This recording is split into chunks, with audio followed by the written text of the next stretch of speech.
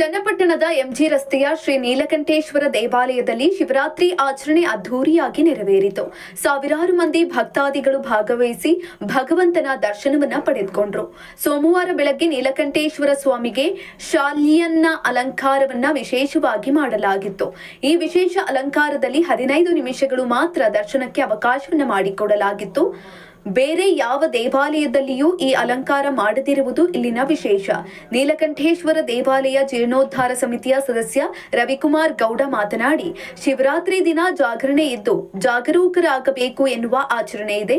ಬೆಳಗಿನ ಶಾಲ್ಯಾನ್ನ ವಿಶೇಷ ಅಲಂಕಾರ ಅನ್ನ ಹಾಲು, ಸಕ್ಕರೆ, ತುಪ್ಪದಿಂದ ನೈವೇದ್ಯ ಮಾಡಿ ಅಲಂಕರಿಸಲಾಗಿತ್ತು. ಇನ್ನು ಭಕ್ತಾದಿಗಳು ಸಾವಿರಾರು ಸಂಖ್ಯೆಯಲ್ಲಿ ಆಗಮಿಸಿ ದರ್ಶನವನ್ನ ಪಡೆದಿದ್ದಾರೆಂದರು. ಶಿವರಾತ್ರಿ ದಿನದಂದು ದೇವತಾ ಕಾರ್ಯಕ್ರಮಗಳು, ಅಲಂಕಾರ, ಮಹಾಮಂಗಳಾರತಿ, ಅಭಿಷೇಕ ನಡೆದವು.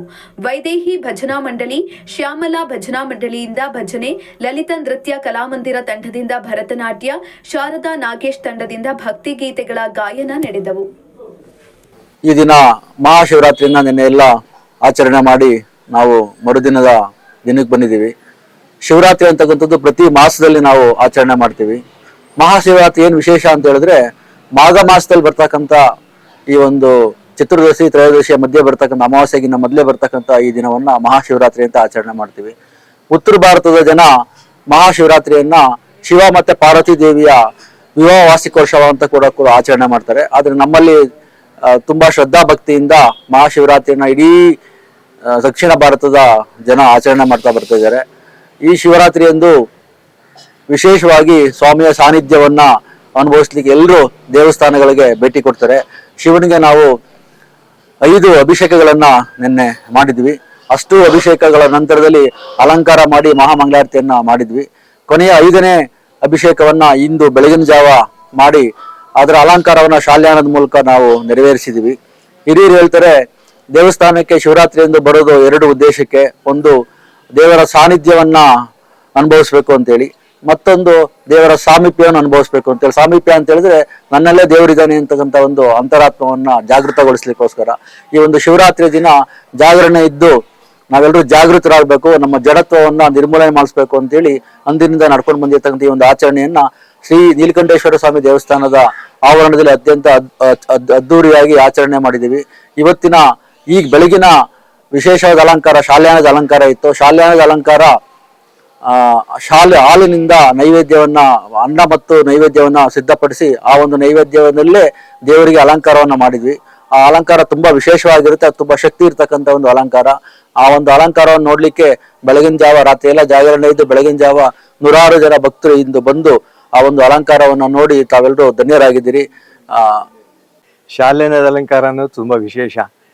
ದೇವರಿಗೆ ಎಲ್ಲದರಲ್ಲೂ ಅನ್ನದ ಅಭಿಷೇಕಗಳನ್ನ, ಅನ್ನದ ನೈವೇದ್ಯಗಳನ್ನು ಮಾಡ್ತೀವಿ. ಅದರ ಅಭಿಷೇಕಗಳನ್ನು ಕೆಲವು ಕಡೆ ಮಾಡ್ತಾರೆ. ಆದರೆ ಆ ಅಭಿಷೇಕಗಳನ್ನ, ಅನ್ನದ ವಿಶೇಷತೆಗಳನ್ನ ಅಲಂಕಾರದ ರೂಪದಲ್ಲೇ ನಮ್ಮ ಪುರೋಹಿತರು ತೋರಿಸ್ಕೊಟ್ಟಿದ್ದಾರೆ. ಇದು ಈ ದೇವಸ್ಥಾನದಲ್ಲಿ ನಮ್ಮ ಪುರೋಹಿತ ರವೀಂದ್ರ ದೀಕ್ಷಿತರು ಅವ್ರ ತಂದೆಯವರು ಅನುಚಾನವಾಗಿ ಮಾಡಿಕೊಂಡಂಥ ಒಂದು ಪದ್ಧತಿ.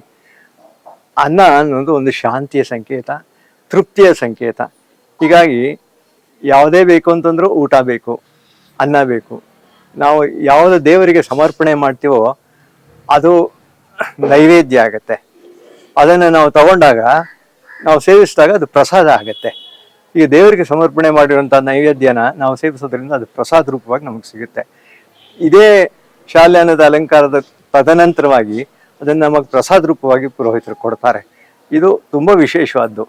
ದೇವರಿಗೆ ಮಾಡಿರೋ ಅಲಂಕಾರದಿಂದ ನಾವು ತಗೊಳ್ಳುವಂಥ ಪ್ರಸಾದ. ಹೂ ಮತ್ತೊಂದು ಅಲಂಕಾರ ದೇವರಿಗೆ ಮಾಡಿರ್ತಾರೆ, ಅದನ್ನು ನಮ್ಮ ಕೈಗೆ ಪ್ರಸಾದ ರೂಪವಾಗಿ ಕೊಡ್ತಾರೆ. ಅದನ್ನ ನಾವು ಕಣ್ಗೊಟ್ಕೊಂಡು ತೊಗೊಂಡು ಹೋಗ್ತೀವಿ. ಆದರೆ ಇದನ್ನ ಭುಜಿಸ್ತೀವಿ. ಇದು ತುಂಬಾ ವಿಶೇಷವಾದಂಥದ್ದು, ಮಹಾಪ್ರಸಾದ.